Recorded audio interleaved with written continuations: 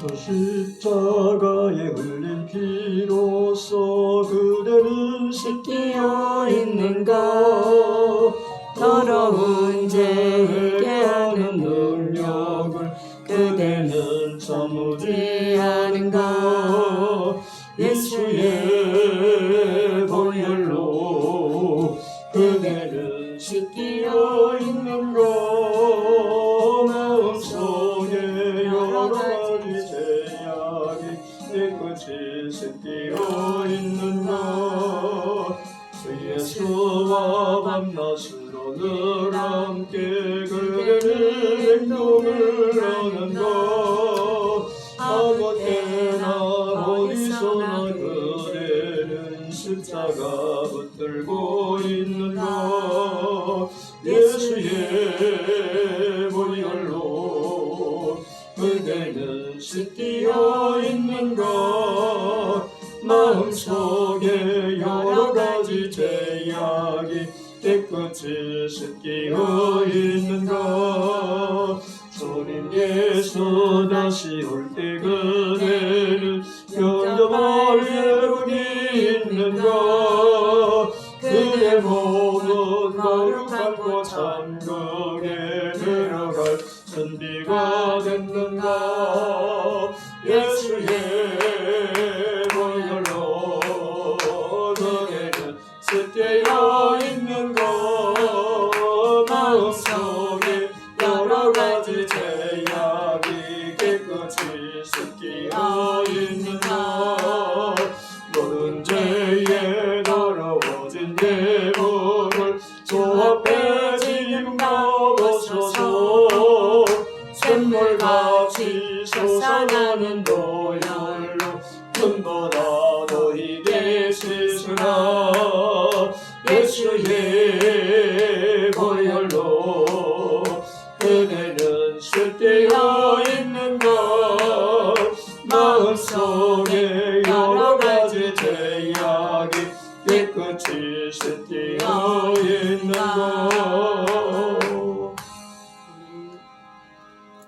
허물과 죄로 죽었던 우리 그리스도와 함께 살려주시고 예수의 피로 우리를 씻어주사 깨끗게 하시고 정결케 하시며 믿음으로 하나님 앞에 의로운 자로 인정받게 하시며 하나님을 아버지라 부를 수 있는 자녀로 삼아주신 은혜를 기억하고 감사하며 이제는 2026년 새학기를 시작하며 이 시간 기독교 영성 첫 시간 하나님께 드립니다. 이 시간도 성령께서 조명하사 기독교 영성을 통해서 우리 자를 살피게 하시고 잃어버렸던 우리의 자아를 회복하게 하시며 영성과 영권이 회복되게 하시고 은사와 사망이 회복되어짐의 역사가 있게 하여 주옵소서. 새학기를 시작하는 모든 학우들을 기억하시고 저들의 삶의 현장 속에 하나님의 은혜와 평강을 이끌어 두시며 말씀과 기도로 통하여 다시 한번 우리의 심령이 새로워지게 하시고 새로운 사명과 새로운 은사들이 회복되어짐의 역사가 있도록 하나님께서 권고하여 주시나 이 시간도 성령님 계시의 영으로 충만케 하옵소서.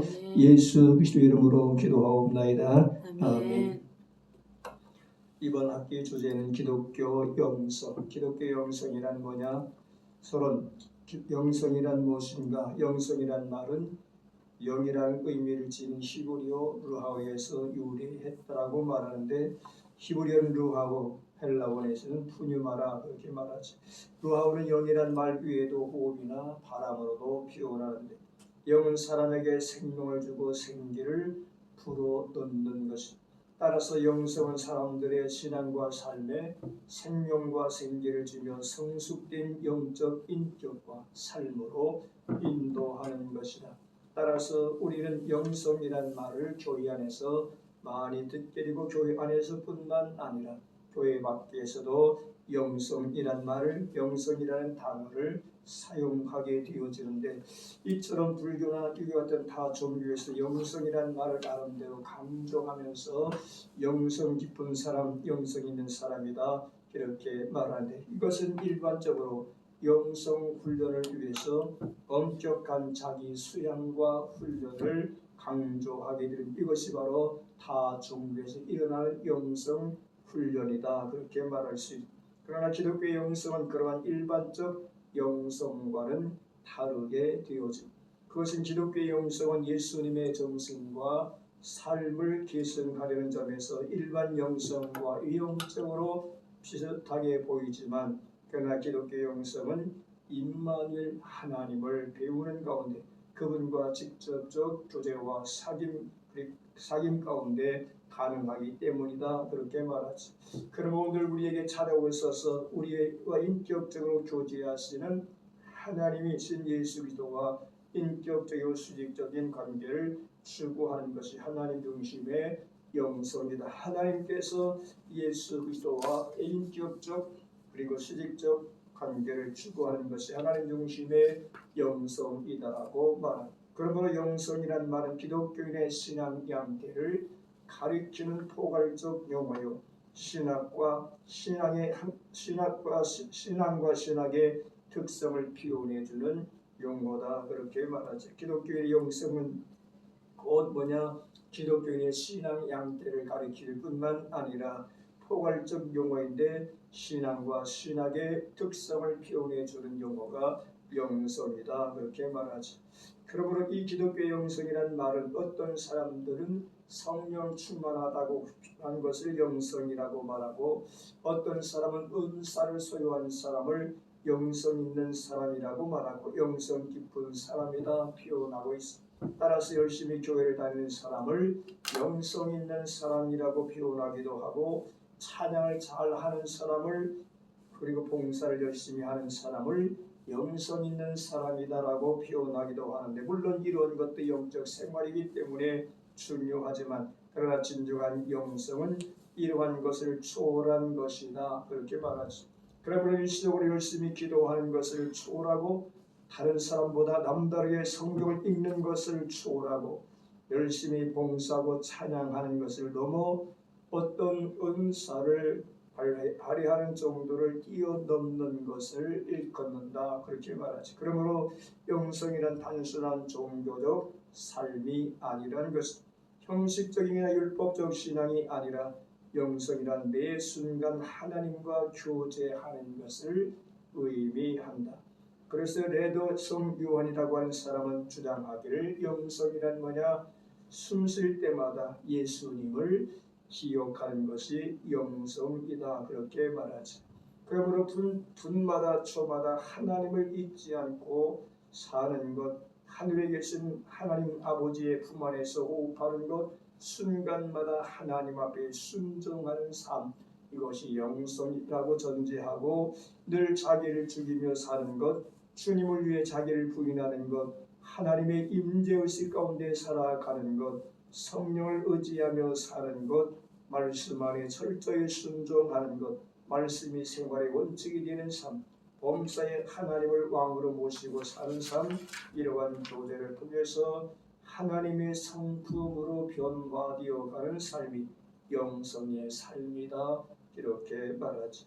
그러므로 하나님을 높이며 그분을 경외하는 삶을 의미하고 있습니다. 그러므로 영성이란 하나님과 교제하는 삶이요, 하나님과 교제하면서 살아가는 삶의 과정 속에서 공동체에게 선한 영향력을 끼치는 영적 능력이 바로 영성이다, 이렇게 말하지.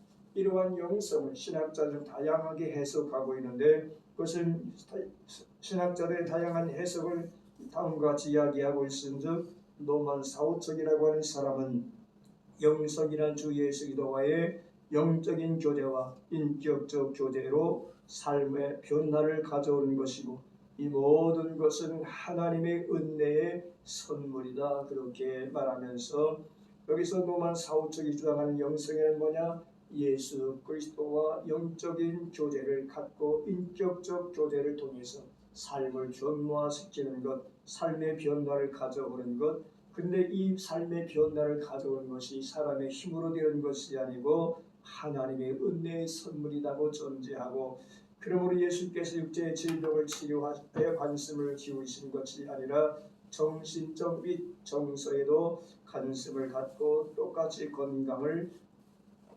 관심을 가지셨다. 육체적 질병뿐만 아니라 정서적 질병에도 관심을 가지셨다. 그 예로 열두의 혈루증으로 고생하던 여인을 치유하신 과정을 이루 들고 있는 것을 마가복음 5장 15절 이하에서 기록하고 있습니다.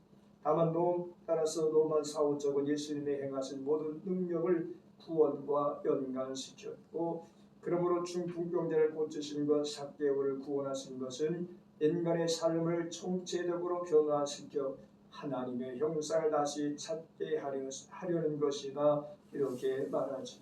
돌아가서 미국의 영성신학자인 샌더스라고 하는 사람은 영성에 관하여 성경적 강의를 많이 한 신학자로 영성이란 그리스도의 닮음이다, 그렇게 말하지. 영성이란 뭐냐? 그리스도를 닮는 것이 영성이다. 왜냐하면 그리스도는 하나님께서 인간에게 주신 유일한 절대 표준이 되기 때문이다. 그러므로 샌더스는 산상보호를 인용하여 영성의 차원을 8가지로 나누어 설명하고 있는데, 첫째는 겸손이다.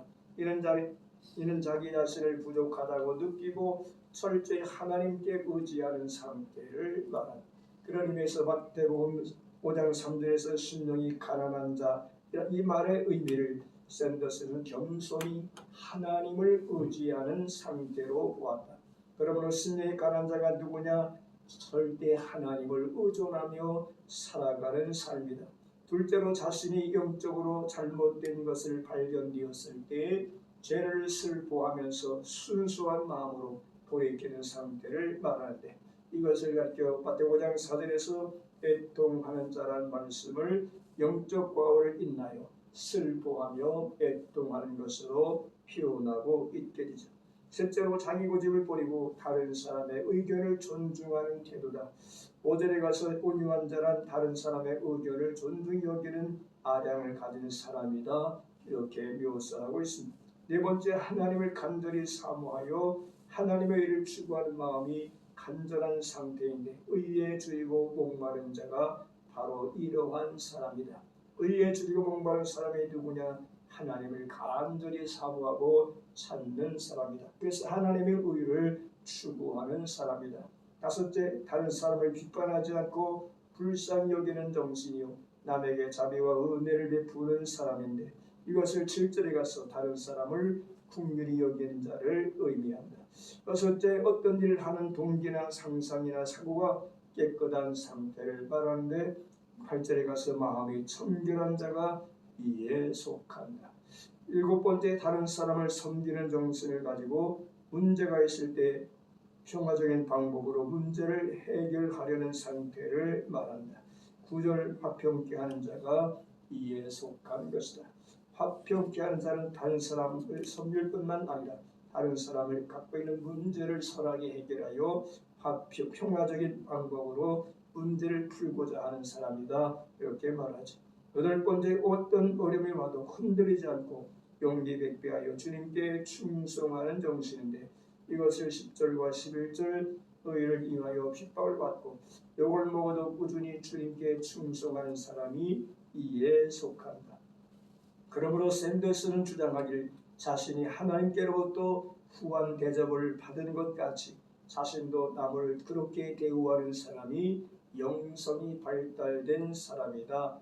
그러므로 샌더스는 성경 안에 있는 신자들의 세 부류로 요약해서 이야기하고 있는데, 그것은 영적으로 성숙한 사람들이 있고 영적으로 미성숙한 사람들이 있는가 하면 영적으로 퇴폐한 사람들이 있다고 주장하면서, 이러한 구분은 지식에 따라 다른 것이 아니고 그 사람의 건전한 의욕과 태도와 행동에 따른 것이다. 왜냐하면 이 세 가지는 영적 성장에 있어서 중요한 요소들이기 때문이다. 샌더스가 주장하는 성숙된 영성의 개념은 하나님과의 깊은 관계를 갖는 내적 자질을 의미한다. 그런 내적 자질이 행동으로 흘러나오기 때문이다. 먼저 마음이 중요함을 가르쳐주는데, 내적 상태가 삶으로 생활로 드러나게 되기 때문이라고 말하지. 그러면 영성 발달은 자만과 교만으로부터 탈출하여 겸손한 마음으로 하나님을 의지하고 이타주의적 정신으로 하나님께 순종하는 삶의 과정을 의미한다. 그러면 영성 발달의 척도는 자신이 하나님의 은혜와 자비하심을 입은 같이 다른 사람에게 은혜와 자비를 끼치면서 타인을 위해 봉사하는 삶에서 나타나게 된다. 그러므로 아무리 영적으로 충만하다고 스스로 믿고 주장해도 겸손한 마음으로 타인을 섬기지 못하면 그의 영성은 아직 미성숙한 상태에 있는 것이다. 제자들이 예수께 보고하기를 자기들이 귀신을 추방하고 능력을 행했다고 주장했으나 예수께 책망받은 것처럼 아무리 영적인 역사를 한다고 자부해도 타자 중심의 삶을 살지 않고 자기 중심적인 삶을 살고 이기적인 사역을 한다면 그는 영적으로 미성숙한 사람이다. 그러므로 영성 발달의 정도는 겸손한 마음으로 타인을 불쌍히 여기면서 하나님과 사람을 섬기는 삶을 의미하기 때문이다. 예수께서 이 땅에 오신 것은 섬김을 받으려 함이 아니고 오히려 타인을 섬기며 심지어 자기 목숨까지 타인을 위하여 기꺼이 내어주시겠다고 말씀하시고 실제로 그렇게 살다가 그렇게 돌아가신 것처럼 영성 발달은 자신의 꿈을 이루기 위하여 다른 사람들에게 아픔을 주고 손해를 입히는 사역이 아니라고 말하죠. 이런 관점에서 볼 때 교회 성장이라는 이름 아래 수단과 방법을 가리지 않고 이웃교회에 피해주면서 자기 교회만 키우기에 동분서주하는 사역자들의 영성은 미성숙의 단계이다. 그래서 한국 속담에 꽁 잡는 것이 매라고 하는 것처럼 수단과 방법을 가리지 않고 자신의 출세와 성공을 위해서 살아가는 인생들, 마찬가지로 교회 성장에 있어서 자기 교회 부흥과 성장을 기여하게 하여 수단과 방법을 가리지 않고 이제 작은 교회 피해와 아픔을 주는, 그리고 사역자에게 아픔을 주는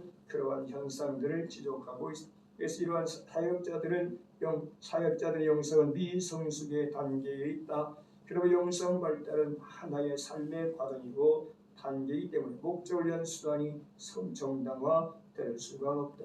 그러므로 교회 성장의 목적을 위해 수단 방법을 가리지 않고 효과가 있다면 다 사용하여 자신의 야망을 달성시키려는 삶은 영성 발달이 아니라 퇴보의 과정이다라고 말하죠. 요즘 한참 유튜브에 떠돌아다니는, 그래서 많은 교계의 파문을 일으키는 어떤 목사님의 모습 속에서 자신의 어떤 목회를 위해서 수많은 교육자들에게 심한 욕설로 인하여 아픔과 상처를 주게 되는데 신방 가지 아니했다고, 어떤 전사님이 신방 가지도 않고 갔다 왔다고 허위 보고한 것 때문에 엄청나게 화를 내면서 욕하고 이제 면박 주는 그런 영상들이 떠돌게 되어지고, 어쨌든 자신의 야망, 자신의 성공, 자신의 목표를 달성하기 위해서 이러한 것들을 진행하게 되는데, 그래서 이러한 것들은 영성 발달이 아니라 퇴보의 과정이다. 그러므로 샌더스가 말하는 영성의 개념은 타자 중심적인 삶을 의미한다. 자기 중심적 삶, 이기적 삶이 아니라 자기 안에 타자 위로, 즉 이런 하나님 아래는 사람을 위한 삶이 되어야 한다. 그것이 바로 깊은 영성이다. 그렇게 샌더스는 주장하고 있죠. 돌아가서 핑크의 시각, 영적 성숙은 삶의 위적 차원으로 평가되는 것이 아니고 내적인 차원에서 평가되어야 한다고 핑크는 주장하면서 영적 성숙의 정도는 신앙의 연도, 그리고 기도의 시간, 길이, 봉사, 활동 정도의 행복한 기분, 신비적 체험, 일상 번영, 너그럽게 주는 삶 등 위적 요소만 가지고 평가할 수 없다. 즉 그 사람의 신앙 영적, 그 사람의 신앙생활하는데 오래되었다. 이것으로도 그 사람의 영적 성숙을 평가할 수 없고, 기도를 많이 한다, 기도 시간이 길다, 오래 기도한다, 그것으로 인하여 그 사람의 영성을 평가할 수도 없다. 그 사람이 지금 행복한 삶을 살아가고 있고 그 사람의 기분이 좋은 것을 인하여 어떤 시험적인 그런 신앙을 통하여 그 사람의 영성을 평가할 수 없다고 핑크는 강조하면서, 많은 사람 이와 같이 눈에 보이는 것들을 가지고 영적 성숙도를 측정한다고 그런 경고하면서 핑크는 다음 5가지의 기본적인 특성 속에 초점을 맞추어 영적 성숙도를 측정해야 한다. 이렇게 주장하면서 영적 지식의 증가, 영적인 일에 대한 참된 기쁨, 하나님을 깊이 사랑하고 신앙의 강화와 확대, 개인적 경험의 증대 등인데 핑크는 영적 성숙도를 세 단계로 분류하면서 첫 단계는 어린아이의 단계인데 이 단계에 있는 사람들은 하나님에 대한 진리를 잘 분별하지 못하며 대부분 자기중심적인 충동에 의해서 모든 일을 하게 된다. 어린아이 단계에 있는 사람들은 순수하지만 그러나 하나님에 대한 진리를 알지 못하기 때문에 대부분 자기중심적에 의해서 자기 충동에 의해서 모든 일을 하게 된다. 두 번째 단계는 청년의 단계인데 이에 속하는 사람들은 사단의 유혹에 대하여 저항감을 가지며 경건한 삶을 살려고 힘쓰고 하나님의 뜻을 분별하고 그 말씀대로 순종하려는 의지가 역력히 나타나게 된다. 세 번째 단계는 부모 같은 단계인데 이에 속하는 사람들은 그리스도를 알 뿐만 아니라 그분을 삶 속에서 체험하고 다른 사람들로 하여금 하나님의 뜻대로 살도록 가르치고 도와주는 역할을 하게 된다. 여기서 핑크는 영적 성숙의 차원을 논할 때 하나님을 아는 것, 인지적 영역이라고 말하죠. 하나님을 사랑하는 것, 정서적 영역, 그리고 하나님의 뜻대로 살아가는 행위의 영역에 초점을 두고 있다. 그래서 하나님을 아는 것, 돌아가서 하나님을 사랑하는 것, 하나님의 뜻대로 살아가는 것, 이것을 영적 성숙의 차원으로 핑크는 논하고 있습니다. 카터가 말하는 영적 영성에 대하여 카터의 시각은 카터는 영적 성숙의 단계를 7단계로 나누어서 이야기하면서 첫 단계는 자신과 타인과 세계를 영적인 시각에서 감지하는 단계인데 두 번째 단계는 자신과 타인을 받아들이는 단계, 세 번째 단계는 인생의 목표를 멀리 두고 현재를 살아가는 단계, 넷째 단계는 자신이 선택한 가치관을 가지고 사는 단계, 다섯째 단계는 매일의 삶 속에서 자신의 능력과 취미를 발달시키는 단계, 여섯째 단계는 자아 실현의 단계, 일곱째 단계는 예수 그리스도와 일치의 단계인데 위의 첫 단계는 자신과 타인을 그리고 세계를 영적 시각을 통해서 분별하는 차원에서 시작되어지는 것인데 이는 성령의 도우심이 절대적으로 필요한 단계다. 즉 성령은 우리가 영적인 차원에서 자신을 알고 타인을 알고 세계를 알 수 있도록 조명해 주시는 분이기 때문이다. 마지막 단계 일치의 단계인데 그리스도의 인의 영적 성장의 최후 목표인 그리스도의 일치를 의미하는 바. 이 단계도 역시 성령의 역사심으로만이 가능한 것이다. 내가 그리스도와 연합하여 일치되어지는 것, 내 의지와 내 힘으로 내 노력으로 되어지는 것이 아니고 성령의 조명하심, 성령의 역사하심으로만 가능하다고 말하죠. 그러면 영성 발달은 결코 성령으로 시작해서 성령의 역사로 결실을 맺게 되어지는데 그러므로 바울은 성도들이 성령의 역사하심을 따라 그리스도의 장성한 분량까지 성장하기를 권면하였습니다. 카토는 신학에서의 구원과 신약에서의 현실화를 서로 평행이 되는 개념으로 보면서 신학과 심리학을 접목시켜 영성 발달을 설명했은즉 그러므로 신자들에 있어서 영적 성숙도가 다르듯이 불신자에게 있어서도 인격적인 성숙도가 다양하다고 말하면서 어떤 불신자들은 신자를 못지않게 인격이 발달된 사람들도 있다. 자기중심적에서 타자중심으로 발전된 모습을 불신자들 속에서 얼마든지 발견할 수 있다. 즉 예수를 믿지 않는 불신자라 할지라도 타인을 섬기며 봉사하면서 자기중심이 아니라 타자중심, 이웃을 섬기는 그러한 삶을 살아감으로 인하여 그들의 인격을 드러나고 있다. 그렇게 전제하고 자기중심에서 타자중심으로 발전된 모습을 불신자들 속에 얼마든지 발견할 수 있다. 어떤 신자들은 자기중심주의에 사로잡혀서 그리스도의 성품과는 먼 속성을 가지고 있는 반면 어떤 불신자들은 타자중심적 인격을 가지고 삶으로서 타인들의 존경을 받는데 이런 면에서는 그들이 오히려 그리스도의 성품과 맞는 삶을 살고 있지 않는다. 그러므로 카토는 이러한 불신자들 속에 발달된 인격을 무시하지 않는다. 그것도 하나님께로부터 부여된 신적인 속성이라고 보았다. 하나님은 구속주 하나님으로서 신자들의 하나님이 되실 뿐만 아니라 창조주 하나님으로서 불신자의 하나님도 된다는 입장에서 설명하고 있다. 그러나 가토는 불신자의 인격 발달과 신자의 인격 발달을 구분하고 있는데, 불신자가 건전한 길을 가지고 타인의 존경을 받고 사는 경우와 신자가 그렇게 사는 경우에 그 형식은 같을지라도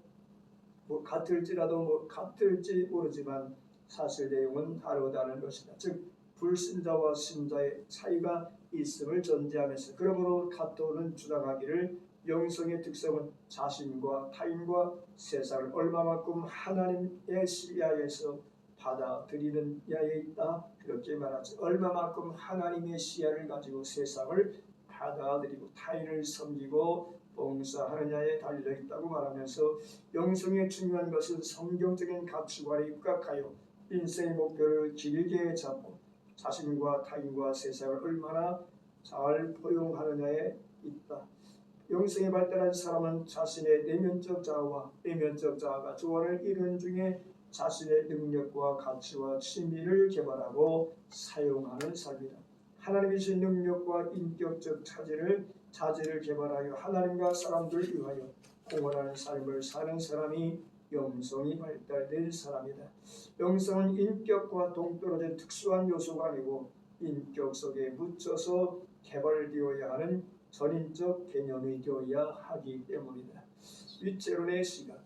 위체론은 영성 발달을 논함에 있어서 영적 지도력과의 관계성에 초점을 맞추고 있는데, 영적 지도자는 영성이 발달된 사람이어야 한다고 주장하고, 영성 발달은 영적 지도력과 상관관계를 가지고 있다고 표현하며, 영성 발달은 영적 지도력과 상관관계가 있다고 말하고 있는데, 어떤 사람이 영적으로 성숙한 사람인가? 영적 지도력의 질이 높을수록 영성이 발달된 사람이고, 영성이 발달된 사람은 틀림없이 높은 수준의 영적 지도력을 가지고 있다는 입장이다.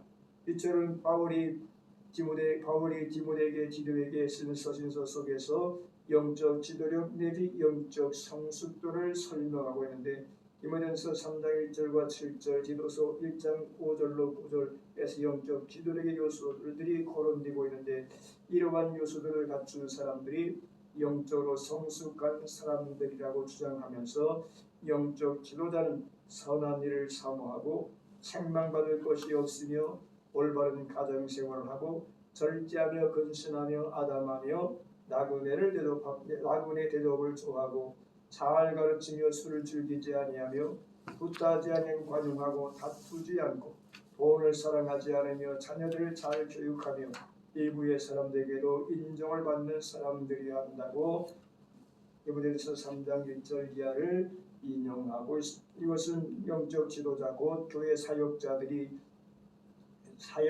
있어서 매우 중요한 원리라고도 말하지. 그래서 목사 시험 볼 때 반드시 이러한 것들이 출제되어지고 묻게 되는 것을 보게. 돌아가서 디도서 1장 5절 이하에 영적 지도자 즉 영적으로 성숙한 사람들은 책망할 것이 없고 한 아내의 남편이 되고 자녀들이 신앙생활을 잘 하도록 지도해야 하고 자기 고집대로 하지 아니하고 속히 분내지 아니하고 술 즐기지 아니하고 굿하지 아니하고 더러운 일을 탐하지 아니하며 나그네 대접을 잘하며 선을 좋아하며 근신하며 의로우며 거룩하며 절제하며 말씀을 배운 대로 순종하고 가르친 삶을 살아야 한다, 그렇게 강조하고 있습니다. 이것이 디모데전서나 디도서의 내용이 대부분 중복되어 내용이 비슷하게 나오게 되어지는데, 이것을 가르쳐 우리는 목회 서신이다, 그렇게 말하죠. 어쨌든 위치로는 주장하길 영적 지도력의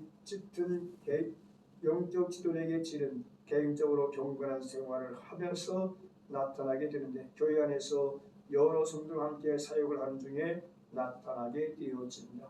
일체로는 의하면 영성 발달은 어디까지나 영적 지도력의 정도에 따라서 평가된다고 전제하고, 영적 지도력이 훌륭한 사람은 영성이 발달된 사람이라는 논리는 무리 없이 성립되지만, 영성이 발달된 사람은 다 영적 지도력이 훌륭하다는 논리는 무리가 있다고 그는 주장하면서, 영적 지도력과 영성에 이야기하면서 영적 지도력이 훌륭한 사람은 영성이 발달된 사람이라고 평가하지만 그러나 영성이 있다고 해서 영성이 발달된 사람이라고 해서 영적 지도력을 갖고 있다, 다 훌륭한 사람이 아니다고 그렇게 말하죠. 그래서 영성이 발달된 사람은 다 영적 지도력이 훌륭하다는 논리가 무리가 있다고 전제하면서 일체로는 영성에 대한 이해는 영적 지도력은 이라는 분야의 연관을 가지고 있으면서 그만큼 영적 지도력은 중요하다고 하는 것을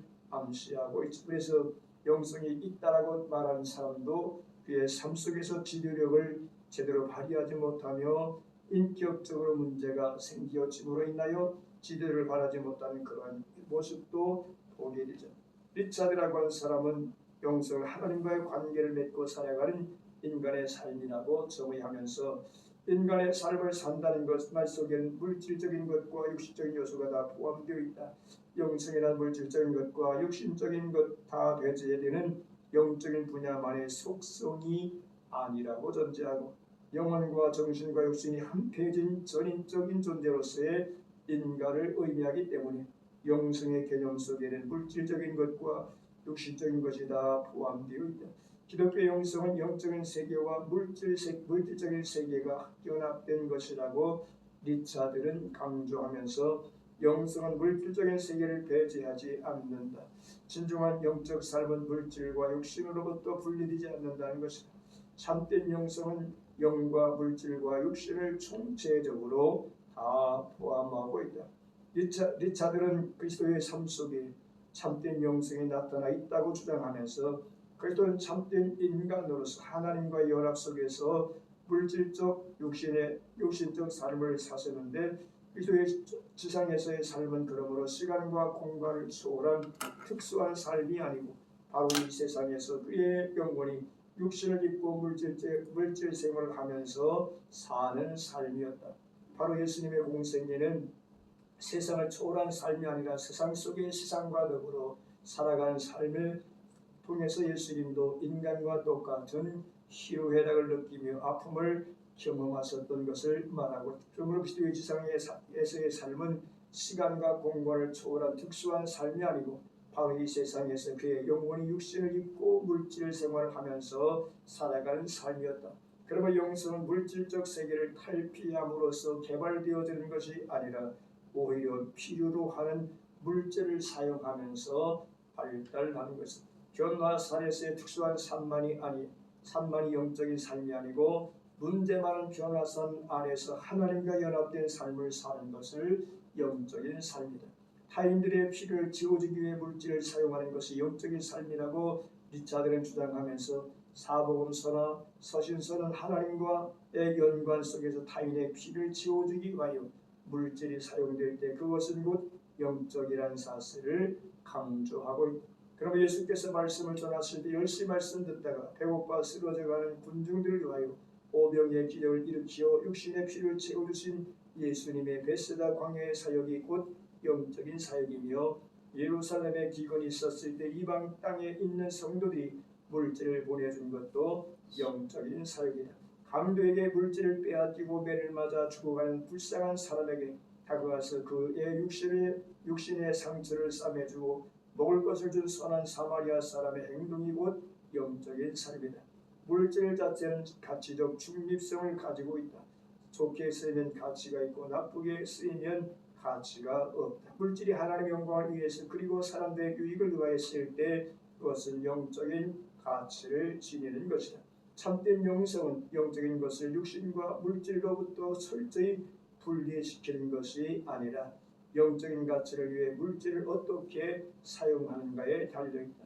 우리의 육신의 힘과 물질의 힘을 하나님과 타인을 위해 사용하는 것이 영성이다. 이렇게 볼 때 영성이란 타자 중심의 삶을 의미합니다. 영성의 중요한 요소는 우리가 타인들을 위해 봉사하는 삶을 살아야 한다는 것과 그런 삶을 살 때에 성령의 거룩한 개입이 있어야 한다는 것이다. 아무리 타인을 위해 산다고 해도 성령의 개입이 없으면 영성이 아니며 아무리 성령의 역사가 있는 것처럼 보여도 자신의 이기적 욕심을 채우기 위한 것이라면 참된 영성이 아니다. 그렇게 말하죠. 앨리슨의 시각. 앨리슨은 신학과 사회심리학을 접목시켜서 영성을 설명하고 있는데, 앨리슨은 인간이 전인적 존재이기 때문에 인간의 영성을 논할 때 신학적 측면뿐만 아니라 사회적 심리적 차원에서도 논의해야 한다는 것이다. 앨리슨은 인간의 영적 성장이나 영적 성숙은 인간의 어떤 한 부분만 볼 것이 아니고 전 인격을 통합한 전체적 조직체 속에서 설명되어야 한다. 그러므로 인간의 영적 차원은 사회적 심리적 차원으로부터 분리시켜서 설명하면 안 된다는 것이다. 참된 영성은 삶의 현장을 떠난 어떤 특수한 영적 현상에만 중심을 둔 개인적 영적 특징이 아니라는 것입니다. 진정한 영성은 한 개인 인간의 인격 전체가 인격자이신 하나님과 근본적인 관계를 맺고 사는 삶이다. 영성을 설명할 때 어떤 특수한 영적 상태를 초점에 맞추는 것이 아니고 전인적 존재로서의 그 사람 전체를 보는 입장으로서 이것은 앞에서 언급된 다른 학자들의 시각과 같은 것이다. 앨리슨은 영성을 하나의 과정으로 본다. 신앙체계가 닫혀 있고 완고한 사람보다는 열려있는 마음으로 배우고자 하는 태도를 가진 사람의 영성이 더 발전된다고 본다. 앨리슨은 영성 발달을 위해 하나님과의 관계 및 인간과의 관계를 중요시한다. 앨리슨은 영성을 전인적인 존재로서의 한 개인이 하나님과 관계뿐 아니라 다른 인간과의 관계를 맺고 살아가는 삶의 한 과정으로 보고 있다. 멜론은 성숙이라는 개념을 전인적 차원에서 다룬다. 그는 건전한 정신 건강과 영적 성숙은 서로 밀접한 관계에 있는 것으로 보며 전인적인 것은 거룩한 것과 서로 밀접한 관계에 있다고 본다. 전인적인 것은 참된 기독교 정신에서 흘러나오는 거룩성 안에 나타난 것인데 그는 영적인 차원의 삶은 인간의 총체적 삶에서 분리될 수가 없다고 주장하고 있은즉 그러므로 영성이란 한 개인의 삶 속에 있는 어려움이나 거룩이 밖으로 나타난 과정이며 인간의 내면과 이면에서 하나님의 형상을 목해 나가는 과정이라고 볼 수 있다. 멜론의 성숙한 그리스도인을 자기 정체성과 성실성 및 영감을 지니고 성부, 성자, 성령 하나님께 대한 확고한 신앙을 가진 사람이라고 정의하면서 성숙한 그리스도인은 창조와 구속과 성화에 대하여 성경적 입장을 취하며 매일의 삶 속에서 믿는 바를 실천하는 사람이라고 본다. 멜로니는 강조할 영적 건강은 이타적인 정신으로 다른 사람들을 돌아보며 하나님의 뜻을 실천에 옮기는 것이라고 한다. 이것이 그 사람의 영적 성숙도를 측정하는 기준이 된다고 본다. 기독교 영성은 이기적 삶을 살지 않고 타자 중심 삶을 살았던 그리스도를 닮아가는 것에 초점을 맞추고 있다. 성숙된 영성은 우리의 매일의 삶 속에 나타난 거룩의 전인적 표현이며 영성은 인격체를 통해서 표현되는 것이지 어떤 영적 특성만 가지고 측정되어서는 안 된다고 말한다. 예컨대 어떤 사람이 방언기도를 잘하는데 교만하고 무리한 삶을 산다면 그의 영성은 아주 낮게 평가될 수밖에 없다. 왜냐하면 영성은 인격 전체를 통해서 측정되기 때문이다. 그러면 영성은 일상생활 속에서 측정되어야 한다. 기도는 잘하는데 인격이 유치하다는 소리를 많이 듣는 사람의 영성은 아주 낮은 차원에 있다. 영성은 기도하는 순간에만 나타나는 것이 아니고 삶 전체에서 나타나기 때문이다. 멜론에 의하면 영성은 말씀 안에서 예수 기도와의 인격적 교제에 근거한 자기 정체성, 성실성, 영감, 일치성 등으로 나타나는 것으로 인지적, 정서적, 행위적 영역들을 다 포함하고 있다. 이러한 것들을 다시 요약하면 영성이란 뭐냐? 한 개인이 하나님과 타인과의 관계를 잘 맺고 살아가는 삶의 총체적 과정이다. 그렇게 말하죠. 그러므로 샌더스와 앨리슨은 과정을 중시했고 카토와 멜론의 삶의 총체성 혹은 전인성을 강조했고 샌더스, 카토, 위첼은 앨리슨, 멜로니 등은 하나님과의 관계 및 인간과의 관계를 중요시했다. 이 학자들은 영성 발달시킴에 있어서 성령의 역사가 가장 중요한 요소라는 것을 강조하고 있다. 또 한 가지 중요한 개념은 관계성이다. 하나님과의 수직적 관계 및 인간과의 수평적 관계가 영성의 개념에서 필수적인 요소로 지적되고 있다. 하나님과 수평적 관계가 좋다고 주장하지만 사람과의 수평적 관계가 나쁜 사람은 무엇인가 영성 발달에 문제가 있으며, 인간관계는 좋은데 하나님과의 관계가 잘못된 사람은 영성 발달에 문제를 지닌 사람이라고 볼 수 있다. 그러므로 하나님과 수직적 관계, 사람과 수평적 관계를 잘 맺고 살아가는 것이 영성 발달에 중요한 문제다, 그렇게 말하죠. 예수님은 이 두 가지 관계가 다 좋았다고 누가는 설명하고 있은즉, 누가는 예수님의 성장 과정을 묘사함에 있어서 하나님과 사람들에게 사랑스러워 하시더라. 누가복음 2장 52절에 기록하고 있는 것처럼 하나님께 사랑스러웠다는 것은 하나님과의 관계가 좋았다는 표현이고, 사람들에게 사랑스러웠다는 것은 사람과의 관계가 좋았다는 것이다. 이런 의미에서 예수님은 어린 시절부터 가장 이상적인 모습으로 영성이 발달했음을 볼 수가 있다. 이러한 기독교 영성에 대하여 권택조 교수는 정의할 영성이란 하나님의 수직적 관계 및 인간과의 수평적 관계를 성경적으로 맺어가면서 하나의 자아가 그리스도다움을 향하여 삶을 살아가는 과정이라고 말합니다. 그러면서 영성 발달에 중요한 네 가지 요소들을 그는 주장하면서 영성이 발달해야 할 주체는 자아라고 말하죠. 영성 발달의 목표인 그리스도를 닮음이라고 말하고, 영성을 발달시키는 사역의 주체인은 성령이다. 영성 발달의 도구는 기독교 교이라고 말하면서, 또한 기독교 영성의 의미에 대하여 송용범 목사는 그의 저서 영성 깊은 사람이라는 책에서 다음과 같이 이야기하고 있는데, 기독교 영성은 그리스도의 삶을 구현하는 것이다. 그리스도의 삶을 이 땅에 구현하는 것이다.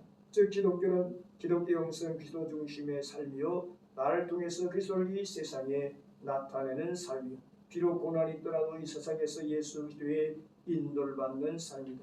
순교자세를 받은 그리스도인들에게 어떻게 예수의 삶이 형상화될 수 있는가를 보여주는 모델이 되었다. 따라서 기독교 영성은 자신을 십자가에 내어주신 그리스도의 삶을 현실 가운데 구현하는 삶이라고 할 수 있다.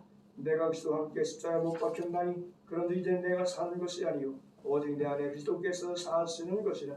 이제 내가 육체 가운데 사는 것은 나를 사랑하사 나를 위하여 자기 자신을 버리신 하나님의 아들을 믿는 믿음 안에서 사는 것이라고 말하지. 돌아가서 성령의 능력으로 살아가는 삶이다. 기독교 영성은 뭐냐?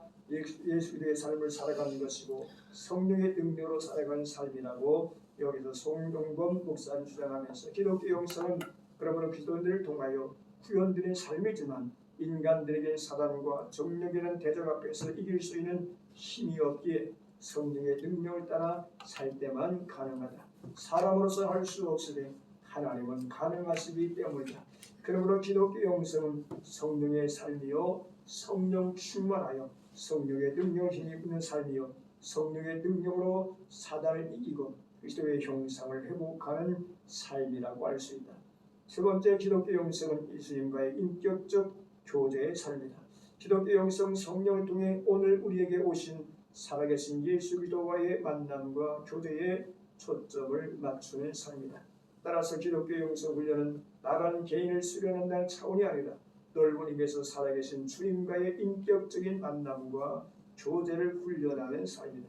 예수님과 만나게 되면 성경의 가르침을 따라 변화된 삶을 살게 되고 예수님과 인격적인 교제를 이루며 살아가게 된다.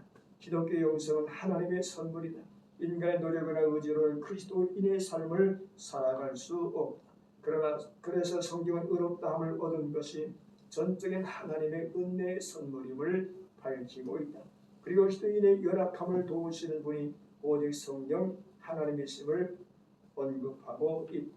하나님의 은혜로 거듭난 사람은 날마다 더욱더 은혜의 선물을 받기 위해 성령을 쫓아 살아가는 삶이다. 예수님께서 공생을 시작하실 때나 고난의 사명을 감당하실 때 항상 기도하셨고 새벽 기도의 본을 보이셨다. 그리고 완벽한 성경 지식으로 성전에서 율법 학자들과 성경을 토론하셨다. 이처럼 기독교 영성은 예수님을 본받아 기도와 말씀으로 하나님의 뜻을 발견하여 성령님의 인도하심을 따라 복을 온 누리에 전하는 데 그 초점이 있다. 다시 기독교의 영성을 요약하면 기독교의 영성은 예수 그리스도의 말씀과 성령으로 훈련을 잘 받고 예수 그리스도의 말씀과 성령의 철저하게 지배를 받아서 하나님과 더욱더 가까워지고 예수 그리스도를 닮아가는 삶이다. 그렇게 함으로써 예수 그리스도의 이름과 하나님의 나라와 그의 의를 위해서 목숨 걸고 살아갈 삶 혹은 그러한 마음과 삶의 성향을 기독교 영성이라고 할 수 있다. 이런 의미에서 기독교 영성의 골자의 뿌리는 예수 그리스도의 정신과 사상인 하나님의 말씀과 성령이다. 따라서 기독교 영성과 세속적 영성은 그 차원이 다르다. 세속적 영성이 사람들의 사상이나 정신을 본받아 살아가는 것이라면 기독교 영성은 하나님의 아들이신 예수 그리스도의 정신과 사상을 닮아가는 것이다. 본질적 형상인 거룩의 완성을 이루신 예수 그리스도를 닮아가는 것이기 때문에 근본적인 차이가 있다. 본질적인 형상은 거룩의 완성이기 때문에 완성을 이루신 예수 그리스도를 닮아가는 것이기 때문에 근본적인 차이가 있다. 그러므로 기독교인의 영성은 시대가 지나면 과거 역사 속에 묻혀버린 영성이 아닌 현실 속에서 임만을 하나님 성령 하나님으로 말미암아 교통하는 실제적 영성을 누릴 수 있다. 오늘도 임만을 함께 하시는 성령님 안에서만 가능함을 전제하고 그러므로 시대와 역사와 제한받지 않고 영성적으로 직접적인 교제가 이루어질 수 있는 현재 진행형이다. 그래서 미래지향적인 영성이라고 할 수가 있다. 세속적인 영성은 수평적이고 인본주의적이라면 기독교적인 영성은 하나님과 나와의 관계 속에서 맺어지는 수직적 영성이요 예수 그리스도 중심의 영성이다. 이러한 기독교 영성에 대하여 이상반 목사 기독교 영성을 삼일째 하나님께 집중하는 가운데 예수 그리스도 안에서 성령의 인도를 받아 하나님의 형상을 회복하고 성경 말씀대로 살아가려는 영적 성향이다라고 말하고 김사만 목사는 기독교 영성은 살아계신 우리 구주 예수 그리스도와의 관계를 맺고 살아가는 삶이며 예수 그리스도 안에서 구체화된 하나님의 형상을 본받는 삶의 과정이며 성령의 인도를 받는 영적 삶을 의미한다고 했다. 그러면 기독교 영성이 왜 필요한가? 우리에게 영성이 필요한 이유를 신성경 목사는 그에 대해서 영성신학이라는 책에서 영성의 필요성을 다음과 같이 주장하고 있다. 영성 회복은 인간의 깊은 죄성 해결의 유일한 방법이기 때문에 즉 인간이 안고 있는 죄의 문제를 해결하는 방법이 영성이다. 그런 주장하면서 영성의 기본적인 문제는 죄의 문제에서 시작되어지는 것인데 죄란 관계적 문제의 동시에 인간을 허약하게 만드는 조건이다. 즉 죄란 뭐냐? 인간의 삶의 문제를 일으킬 뿐만 아니라 그 문제 속에서 인간을 허약하게 만드는 존재가 죄라 그렇게 지적하며 성경이 말하는 죄란 그러므로 단순히 도덕적인 것이 아니라 종교적인 것인데 그래서 칼빈은 인간의 전적 타락을 주장하면서 성경에 보면 우리 기독교 안에서 이 칼빈의 5대 교리를 성경에서 발췌하여 이야기하고 있는데 칼빈의 5대 교리 강령이 뭐냐? 인간은 전적으로 부패한 존재라고 말하고 그리고 무조건적으로 선택했고 주관적 속죄와 더불어 불강력적 은혜, 성도의 궁극적 구원이라고 말하죠. 인간은 전적으로 부패한 존재임을 이야기하면서 전적으로 부패한 인간을 하나님께서는 은혜로 무조건적으로 그럼에도 불구하고 선택해 주셨는데 이 선택 속에는 제한적 선택이 있다. 즉 하나님이 예정하신 사람들만 하나님이 택하신 자들만 구원받는다고 말하죠. 그래서 제한적 속죄 돌아가서 불강력적 은혜 도저히 구원받을 가치가 없는 존재였는데 하나님의 불강력적 은혜로 구원받았고 구원받은 성도는 마침내 궁극적으로 구원에 이르게 된다고 말하죠. 그래서 너희를 누가 내 손에서 빼앗을 자가 없다고 예수께서 말씀하신 것처럼 우리에게 주신 영생을 누구도 빼앗을 수 없다고 전제하고 그러므로 궁극적인 구원이 성취되는데 이것을 성도의 현행이라고도 표현하고 있죠. 어쨌든 칼빈은 인간의 전적 타락을 주장하고 있은즉 그러므로 사람들은 자신의 힘으로 자신의 노력으로 결단코 구원받을 수 없으며 오직 하나님의 은혜와 믿음으로만 가능하다고 전제하면서, 그러기에 칼빈은 하나님의 지식과 인간의 지식이 서로 밀접하게 연결되어 있다고 말합니다. 다시 말해서 인간이 자신의 죄와 죄됨을 본질적으로 보는 것은 하나님을 만날 때만 가능하다. 내가 주님을 인식하고 내가 주님을 인정하고 깨달은 것은 하나님을 만날 때만 가능하다, 그렇게 말하죠. 그런 의미에서 하나님과 만나기 전 결단코 자신의 죄됨을 보지 못하게 된다. 또한 본다 해도 그것은 성경적으로 틀린 것인즉 도덕적인 면에서 살펴본 인본주의 개념일 뿐이다. 도덕적이고 윤리적인 면에서 사람들은 죄를 지적하지만 그러나 성경을 말하는 죄는 근본적인 죄인데, 하나님 앞에서 죄가 뭐냐? 하나님을 알지 못하는 것이 죄라고 말하죠. 예수를 믿지 않는 것이 죄라고 말하죠. 그러므로 일반 불신자들 가운데도 많은 사람들 인간의 죄됨을 지적하지만 그것은 성경과 다른 도덕적 개념일 뿐이고, 일반적으로 죄라 하면 윤리적으로 도덕적인 관점에서 말하지만 성경이 말하는 죄는 하나님을 모르는 것, 하나님의 뜻을 떠난 자체가 죄라고 말하죠. 하나님을 떠나 사는 불신앙이 죄라고 요한복음 14장 8절 이하에서 기록하고 있으니, 그가 와서 죄에 대하여 의에 대하여 심판에 대하여 세상을 책망하시리라. 죄에 대하여 함은 그들이 나를 믿지 아니하며, 그렇게 말하죠. 죄에, 여기서 말하는 죄가 뭐냐? 하나님을 믿지 않는 것, 예수를 믿지 않는 것이 죄라고 말하죠. 그러므로 죄는 영적인 죄와 육적인 죄가 있는데, 영적인 죄는 하나님을 떠나는 것이라고 말하죠.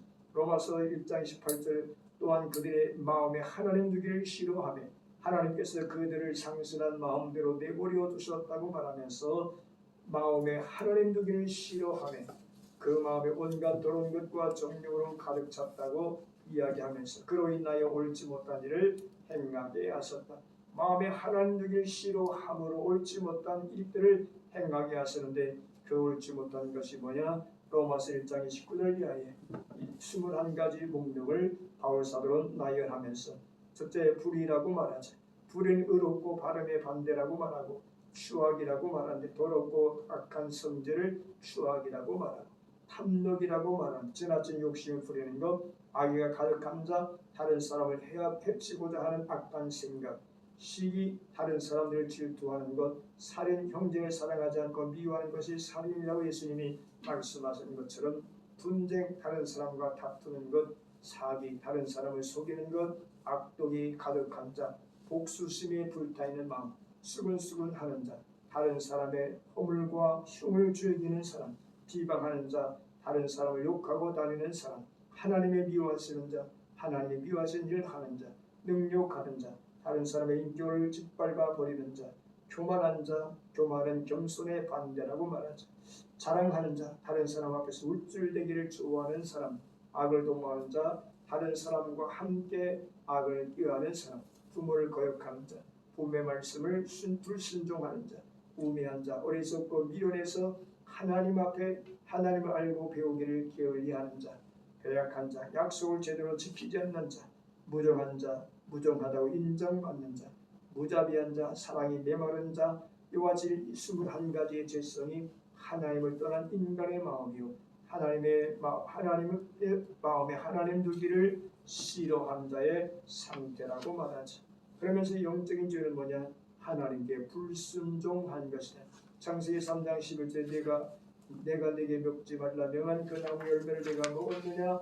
라고 말씀하신 것처럼 하나님의 뜻에 불순종하는 것이 죄라고 말하죠.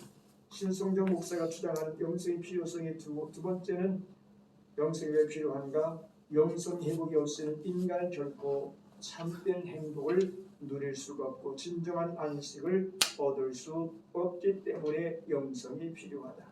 이것을 어거스틴이 이야기를 하면서, 어거스틴이 그의 참여록에서 우리 마음은 당신 안에서 안식할 때까지 안식하지 못한다고 고백한 것처럼, 그의 참여록에서 우리 마음이 당신 안에서 안식을 할 때까지, 안식을 얻을 때까지 우리는 안식하지 못한다고 성경도 고백한 것처럼, 우리의 환경 눈에 매력적으로 보이는 것을 중심으로 살고 있기 때문에 영성을 상실하고도 그것을 알지 못하고 살고 있고, 또한 영성을 구하려도 하지 않고 있다. 그래서 눈으로 보는 것, 귀로 듣는 것에 만족하며 살아가는 것. 그래서 눈은 보아도 족함이 없고 귀는 들어도 차지 않는다고 전도사가 말한 것처럼 아담과 이브가 범죄한 까닭이 뭐냐?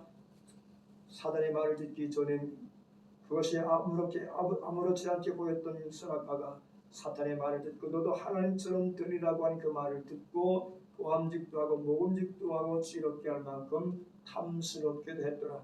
이러한 것들을 통해서 마침내 하나님의 뜻을 거역하고 불순종하여 선악과에 따라 먹게 되어지는 것을 보게 되죠. 이처럼 하나님 안에서 우리가 참된 만족을 얻기 위해서 영성이 필요하다 이렇게 말하죠. 왜 영성이 필요한가? 천국에 대한 확신과 선교하는 일에 역동적 힘을 주기 때문에 영성이 필요하다. 우리가 아무리 노력해도 성경의 바른 안내를 받지 않고서는 영성이 회복될 수 없을 뿐만 아니라 현실 속에 역동적으로 삶을 살아갈 힘이 생기지 않게 되어지므로 그러므로 우리는 성경 연구를 통해서 영성의 회복의 중요성을 강조하게 되어짐을 여기서 말하죠. 그러므로 성경은 영성은 천국에 대한 확신과 선교하는 일에 역동적인 힘을 준다고 말했는데 이 말은 곧 우리의 의지와 우리의 힘으로 우리의 지혜로는 성경의 가치와 성경의 바른 안내를 받을 수 없다고 전제하고 오직 성경의 바른 안내를 받고 영성이 회복할 때 비로소 우리 역동적인 삶을 살아갈 수 있다고 전제하고 그러므로 우리들의 영성이 회복되기 위해서 필요한 것이는데 성경을 연구하는 것이 필요하다고 역설적으로 말하죠. 왜 영성이 필요한가? 영성 회복 없이는 진짜된 교회를 회복할 수 없고 참된 선교를 할 수 없기 때문이다. 영성과 선교는 동전의 앞과 뒤처럼 서로 뗄 수 없는 관계를 가진다고 말하면서 그러므로 기독교의 선교는 진정한 의미에서 영성의 표현이고 진정한 영성이란 하나님의 소명과 인간의 제됨과 세상으로부터의 소위에 대한 응답인데 그 결과 우리는 그리스도를 위하여 헌신적 봉사를 하게 되는 것이다. 그리스도를 따라 나간다고 하는 것은 제자도의 필수 조건이다. 우리는 예수님의 제자로 부름받았기에 예수님을 따라다닌 사람이고 따라 나선 사람이다라고 전제하고 그러므로 예수님의 제자란 배우는 삶이다 그렇게 말하죠. 예수님의 제자는 배우는 자요 따르는 자요 닮아가는 자요 함께하는 자다 그렇게 표현하면서 우리가 예수님께 배우고 예수님을 따라가고 예수님과 함께할 뿐만 아니라 그 배우고 따라가고 함께하는 목적이 뭐냐? 닮아가는 것이다 그렇게 말하죠. 그러므로 교회 예배는 선교로 연결되고 성서적 영성은 선교로 이어지고 선교에 참여하게 되어진다고 말하죠. 교회 안에서 예배를 통해서 영성이 회복되었다면 그것이 삶으로 연결되어지는 것인데 선교로 봉사와 섬김으로 나타나게 되어져. 그러므로 선교는 교회에 주어진 절대적 사명이라고 전제하고 교회 사명 가운데는 근본적인 사명 예배가 있고 보조적 사명인 교육이 있고 절대적 사명인 선교가 있다고 말하죠. 이것을 교회에서는 3대 표준이라고도 표현하고 있는데 그것은 전하는 것과 가르치는 것과 치유하는 것. 이것을 마태복음에서 예수님께서 두루 다니시면서 세상에 들어가서 말씀을 가르치시고 그리고 찾아온 사람들의 병을 고치시며 두루 다니며 복음을 증거하셨던 것에 초점을 두어서 말하고 두루 다니며 복음을 전하시고 이것을 선교라고 말하고 회당에 들어가 가르치시고 이것을 교육이라고 말하고 찾아온 무리들의 약한 것과 병든 것을 고쳐주었다. 이것을 봉사라고도 표현하고 그래서 전하고 가르치고 치유하는 교회라고 표현을 정한 교회도 있고 여러 가지 표현을 정하는 것을 보게 되는 어쨌든 예수 교회의 사명이 뭐냐? 근본적 사명은 근본적인 사명은 예배요 절대적 사명은 선교요 보도적 사명은 가르치고 교육하는 것이라고 말하죠. 그래서 예수님도 너희는 가서 모든 족속으로 제자를 삼으라고 말씀하시고 내가 이렇게 분반 모든 것을 가르쳐 지키게 하라. 보라 지어다 내가 세상 끝날까지 너희와 항상 함께 있을 것이라. 예루살렘과 온 유다와 사마리아 땅끝까지 이르러 내 증인이라고 예수님은 당부하셨은즉 하늘로 승천하시기 전 제자의 분반하신 것 오직 성령이 너희에게 임하실 것인데 성령이 임하시면 너희가 권능을 받고 예루살렘과 유다와 온 사마리아와 땅끝까지 이르러 내 증인이 되라고 말하지. 그래서 현대를 살아가는 사람들이 은혜 받았다, 성령 받았다고 하면서도 그리스도의 증인이 되지 아니하면 참된 은혜자의 모습이 아니라고 이야기하는 것이 바로 여기에서 말하죠. 은혜 받은 목적이 뭐냐, 성령 받은 목적이 뭐냐, 그리스도의 증인됨에 있다고 말하죠. 왜 영성이 필요한가? 우리의 구원과 영적 진보의 삶을 위해서 영성이 필요하다. 기독교는 예수 그리스도를 통해서 말씀하시고 그의 가르쳐준 말씀을 통해서 우리에게 개입하시는 것인데, 그래서 신인 공동체를 만들어 인간 사회에 개입하는 것이 하나님의 뜻이라고 전제하고, 하나님과 관련된 교회의 삶을 삼위일체의 삶의 확장이요 그리스도의 몸으로서 교회는 그리스도의 신부로서 성령을 통해서 하나님과의 연합을 이루고, 영적 진보는 치유에서 성화로 마침내 영화로 이어지는 것이다, 그렇게 말하죠. 그래서 구원은 하나님과의 관계 속에서 성립되어지는 것인데, 예수님을 통해서 예수를 믿음으로 우리는 칭의 의롭다고 인정받게 되죠. 칭의 의로운 자로, 그리고 의롭다 인정받았지만 육을 입고 살아가는 삶의 과정 속에 끊임없이 우리는 실수와 허물을 통해서 범죄하게 되어지는데, 이것을 가리켜 날마다 회개하게 되어지고, 회개를 통해 그리스도의 보혈로 속량을 받아 날마다 점진적인 성화를 이루어 가다가 마침내 궁극적으로 영광을 이루게 되는데, 이것은 예수님의 재림 때에 성립되어지는 것이다. 이것을 가리켜 완전 구원이라고도 표현하고 있죠.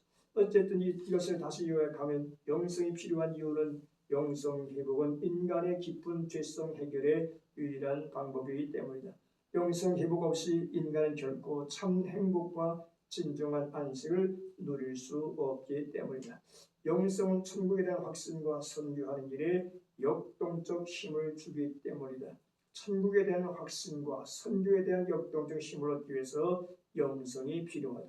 영성 회복이 없이는 진짜된 교회가 회복할 수 없고 참된 선교가 할 수 없을 뿐만 아니라 우리의 구원과 영적 진보의 삶을 위해 영성이 필요하다. 이러한 영성의 가운데는 유형이 있는데, 영성의 유형 가운데는 성품에 나타나는 영성이 있다고 말하죠. 영성은 여러 가지인데 유형적으로 나타나는 영성이 있다고 전제하고, 성품에 나타나는 영성, 영적인 그리스도인은 성령의 지배를 받고 산다고 바울은 우리에게 말하죠. 이것을 가리켜 성령의 충만함을 받으라, 그렇게 말하죠. 성령은 하나님의 영광을 위해 역사하시기 때문에 성령의 지배받는 그리스도인은 그의 전인적 행동에서 그리스도의 성품을 나타나게 된다. 성령의 충만을 받으라. 충만받으라고 한 말은 성령의 지배받는 삶을 의미한다고 많은 사람들이 해석하고 있죠. 그래서 성령 충만과 성령의 인도, 성령의 지배하는 삶인데, 하나님께서는 하나님의 영광에서 성령은 우리 가운데 오셔서 우리의 삶을 지배하심으로 인하여 우리의 삶을 통하여 우리 행동을 통해서 그리스도의 성품을 나타나게 하신다. 그리스도의 성품으로 나타난 열매를 가리켜 성령의 열매라고 말하죠. 그리스도의 성품이 우리 가운데 나타난 열매를 성령의 열매라고 말하는데, 그 성령의 열매를 가리켜 갈라디아서는 사랑과 희락과 화평과 오래 참음과 자비와 양성과 충성과 온유와 절제를 보여주는데, 이러한 열매들을 통해서 그의 성품인 그리스도의 성품이 나타나게 되었습니다. 그러므로 참된 신자는 생활 속에서 그리스도인을 주인으로 모시고 자기 몸을 들여 그리스도의 사역을 이루게 된다. 참된 신자가 누구냐? 예수님을 나의 삶의 주인으로 모시고 왕으로 모시고 자기 몸을 들여서 그리스도의 사역에 헌신하는 사람이다. 뿐만 아니라 그리스도인은 그리스도의 자체를 따르는 삶인데, 베드로전서 2장 21절에 그리스도도 너희를 위하여 고난을 받아서 너에게 본을 끼쳐 그 자체를 따라오게 하셨느니라. 그러므로 예수를 믿는 우리는 예수님의 자체를 따라가는 삶이라고 말하면서, 그리스도를 따르는 자는 그리스도께서 행하신 대로 행하려고 힘쓰는 사람인데, 요한일서 2장 6절에 그의 안에 산다고 하는 자는 그가 행하신 대로 자기도 행할지니라.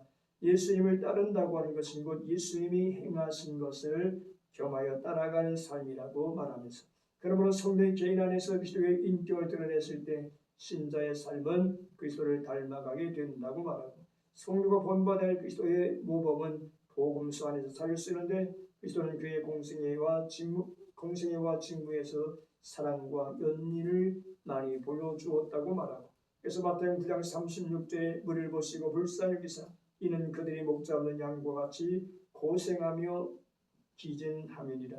마태복음 10장 14절에 예수께서 나오사 큰 무리를 보시고 불쌍히 여기사 그들 중에 있는 병자를 고쳐주시니라. 마태복음 15장 32절에 예수께서 제자를 불러 이르시되 내가 무리를 불쌍히 여기노라. 그들이 나와 함께 있은지 이미 사흘이니 먹을 것이 없도다. 길에서 기진할까 하여 굶겨 보내지 못하겠노라. 마태복음 10장 34절에 예수께서 불쌍히 여기사 그들의 눈을 만드시니 곧 보게 되어 그들이 예수를 따르니라. 누가복음 7장 13절에 주께서 과부를 보시고 불쌍히 여기사 울지 말라 하시고, 여기서 예수님은 길을 찾지 못하는 사람들, 병든 사람들, 굶주린 사람들, 자녀가 죽어 절망 가운데 슬픔에 잠겨있는 사람들을 불쌍히 여기시고 연민을 느끼셨다, 그렇게 말하죠. 예수님의 인간에 대한 사랑은 언제나 변함이 없음을 말하고, 예수님께서 요청받기 전에 먼저 다른 사람을 찾아와시고 그들을 도와주었다고 말하죠. 요한복음 5장 5절에서 38년 된 병자를 예수님이 찾아와 주셨고 그를 치료해 주셨던 것을 말하죠. 그러므로 사람들의 영적인 것과 육신적인 것의 필요를 따라 사역하셨으니 요한복음 6장에서 오병이어의 기적도 이러한 요소였다, 이렇게 표현하면서 예수님은 하나님의 메시지를 전하기 위하여 사람들에게 오셨고 사람을 찾으셨은즉 마태복음 4장 18절 갈릴리 해변에 다니사 두 형제 곧 베드로라 하는 시몬과 그 형제 안드레가 바다에 금을 던지는 것을 보시니 그들이 오으라 말씀하시되 나를 따라오너라. 내가 너희를 사람 낚는 어부가 되게 하리라 하시니, 마태복음 9장 35절에 예수께서 모든 도시와 마을에 돌다니사 그들의 회당에서 가르치시며 천국 복음을 전파하시며 모든 병과 모든 약한 것을 고치시니라. 예수님은 또한 말씀을 듣는 사람들을 축복하셨은즉 이러한 예수님의 사역을 일컬어서 예수님은 끊임없이 기도하셨고 하늘에 계신 하나님과 교제하시며 친교하셨다고 말하죠.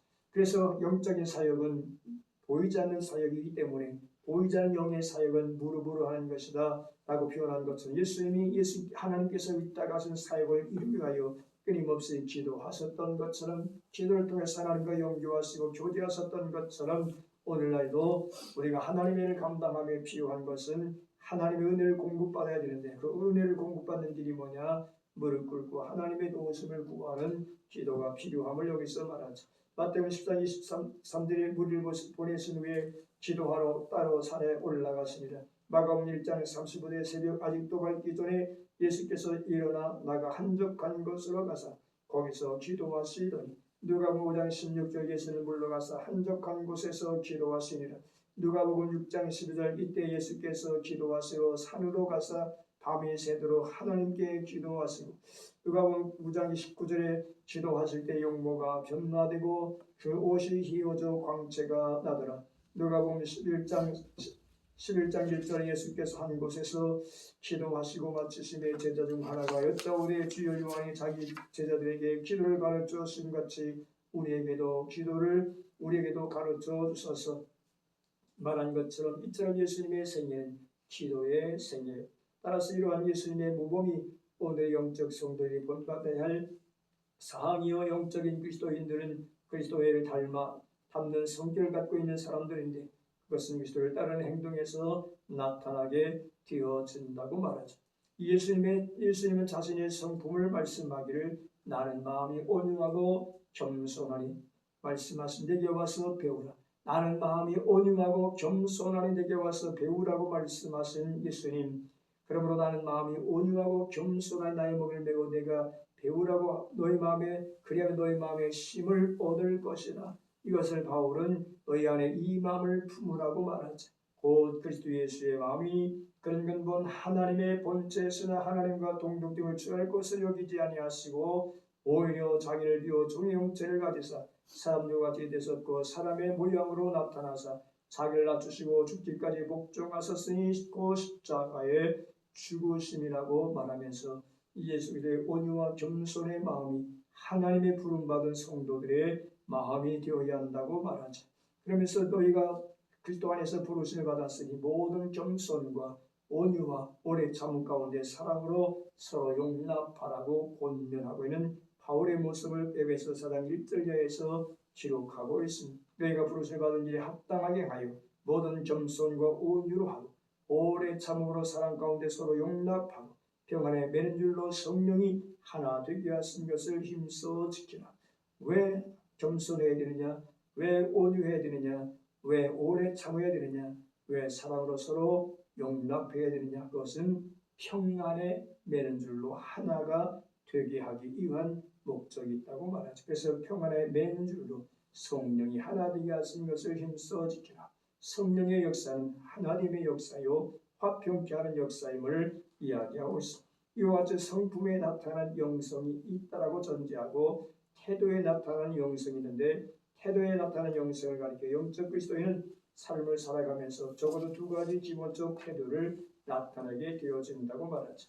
하나는 감사의 태도인데 성경 범사에 우리 주 예수 그리스도의 이름으로 항상 아버지 하나님께 감사라고 말하면서 에베소 5장 20절에 범사에 우리 주 예수 그리스도의 이름으로 항상 아버지 하나님께 감사하며 이는 오직 성령으로 충만함을 받으라는 명령 다음에 나오는 것이기 때문에 감사는 성령 충만한 삶의 특징이다라고도 말하죠.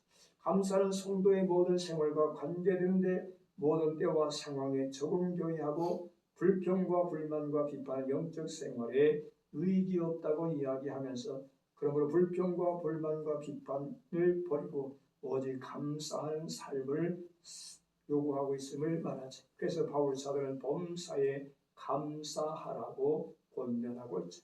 평안의 맨줄로 성령이 하나 되게 하신 것을 힘써 지키라고 했으니 이는 신자의 삶은 성령이 이루어 주시는 하나님을 지키기 위해서 힘써야 한다고 말하죠.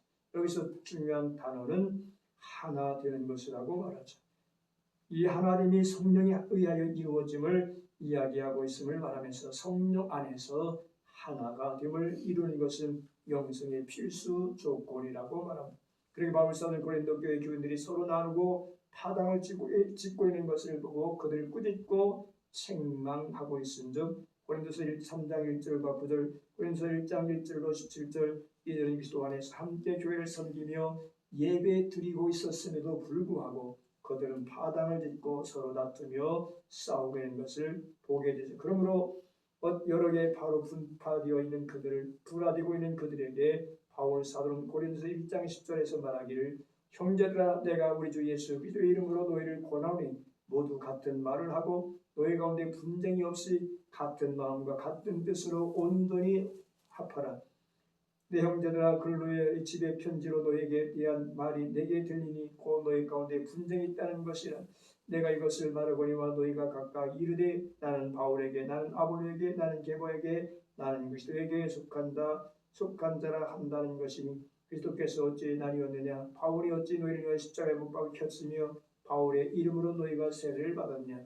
형제들아 내가 신뢰한 자들 대함같이 너희에게 말할 수 없어서 육신에 속한 자 곧 그리스도 안에서 어린아이들같이 어린아이들을 대함같이 하노라.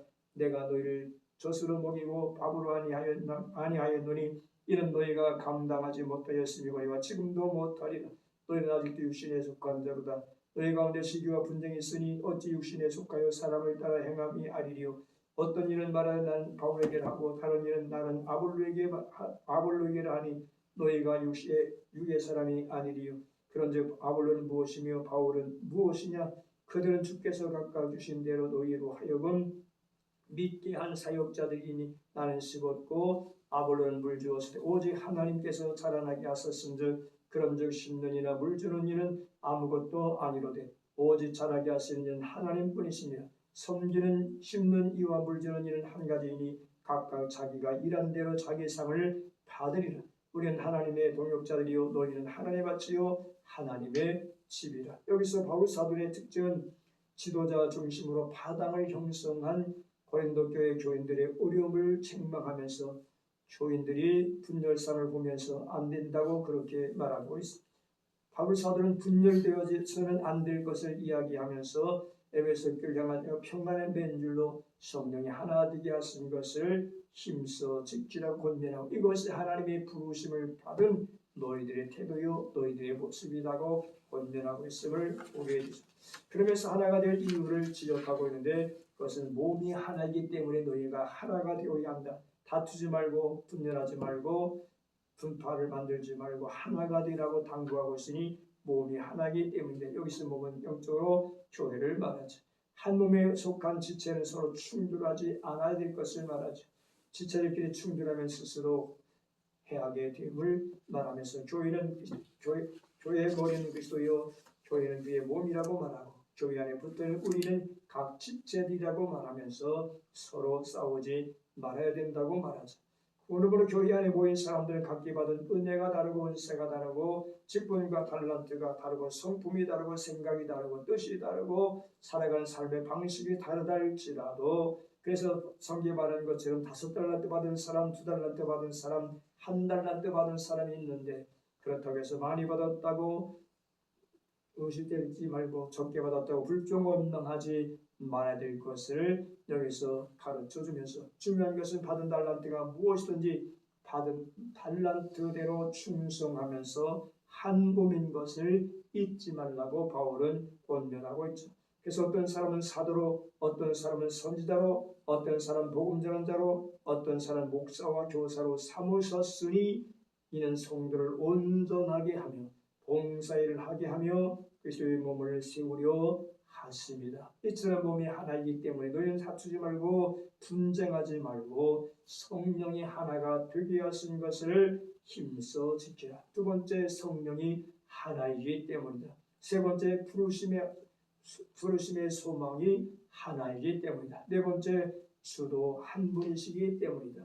다섯 번째, 믿음도 하나요. 여섯째, 세례도 하나요. 일곱 번째, 하나님도 한 분이시기 때문이다.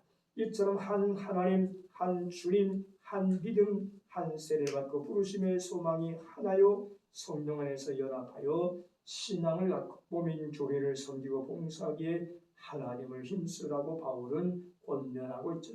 그래서 하나님은 어지러움의 하나님이 아니요 질서의 하나님이시라고 조언하고 있습니다. 예수님을 화평케 하는 자가 하나님의 아들이라 일컬음을 얻을 것이다. 하나님의 아들로 인정받는 유일한 길이 뭐냐? 화평을 만드는 사람이라고 말하죠. 그러나 그래 무엇이 연합되어 하나가 되어야 되느냐? 마음을 같이 하라고 바울은 전제하고 있습니다. 베드로전서 3장 8절에 사도 베드로는 너희가 마음을 같이하여 동정하며 형제를 사랑하며 불쌍히 여기며 겸손하며 개역 성경은 동정하며로 되어 있고 옛날 성경은 채우라며로 되어 있는데 이는 윗사람이 아랫사람의 어려움을 돌보고 구해주는 것을 의미한다. 로마서 12장 16절에 서로 마음을 같이하여 높은 데 마음을 두지 말고 도리어 낮은 데 처하여 스스로 죄는 죄하지 말라. 에베소 4장 22절에 서로 인자하게 하며 불쌍히 여기며 서로 용서하기를 하나님이 그리스도 안에서 너를 용서하신 같이 하라고 말하죠.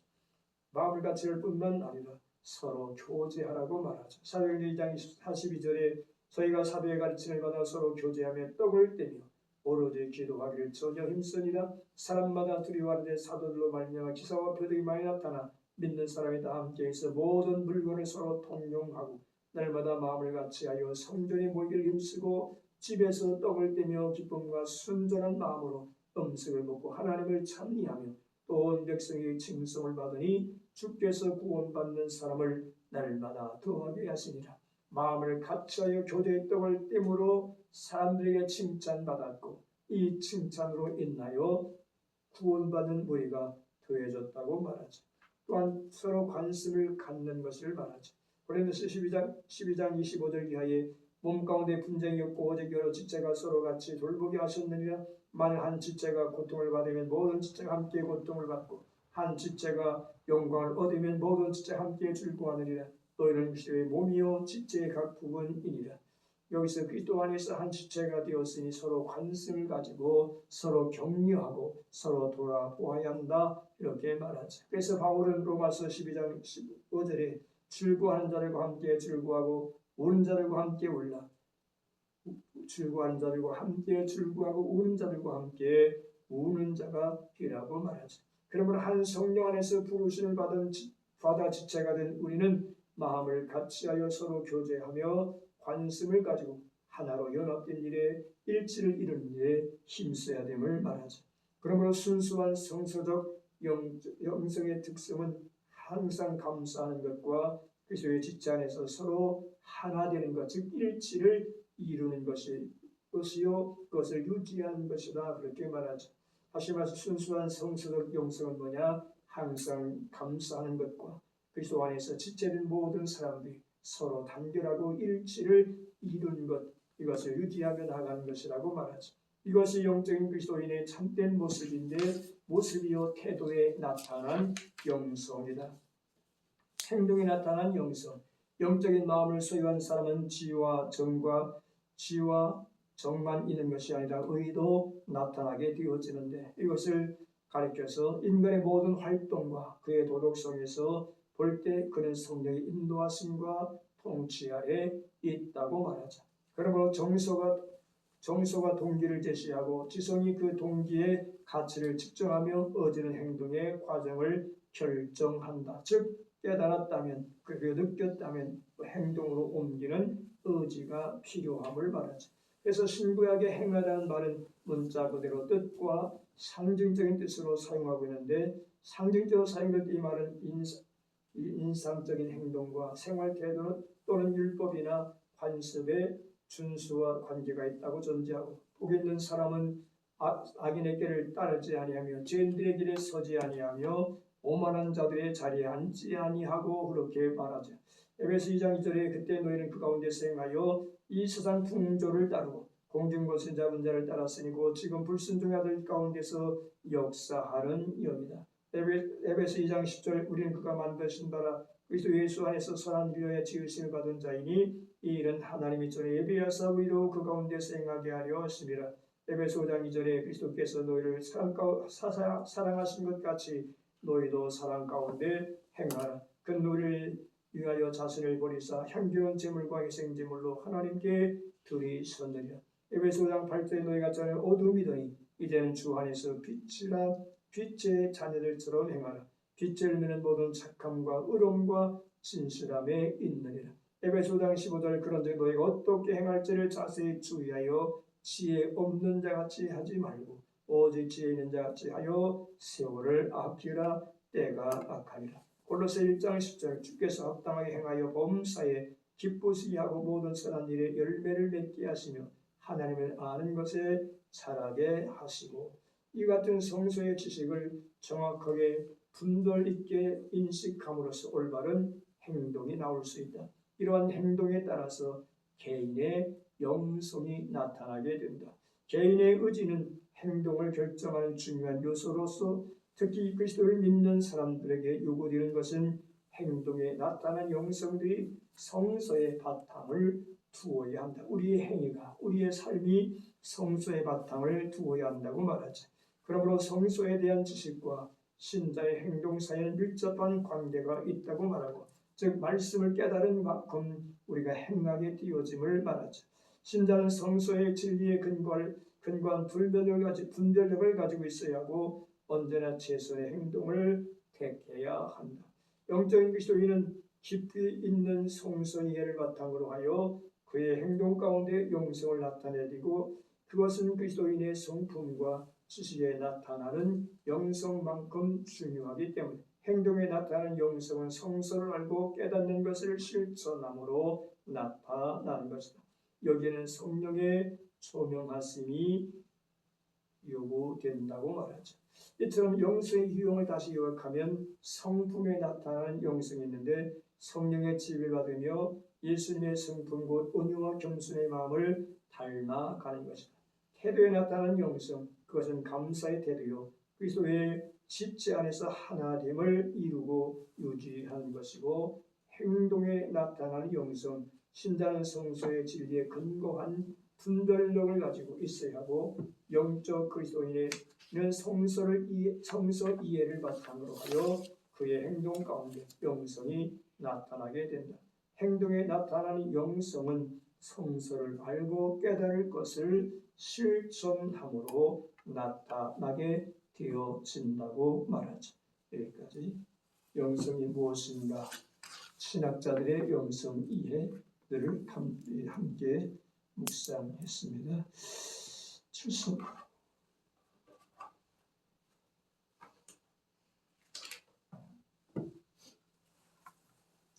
이상은 신채인 제수인 정길수 은혜야 이보연 이해로 이호로 두 명이 찍은 것 같은. 졸업했어요, 교수님. 네? 졸업했어요. 남자들 졸업해서 네네네. 찍은 거. 네.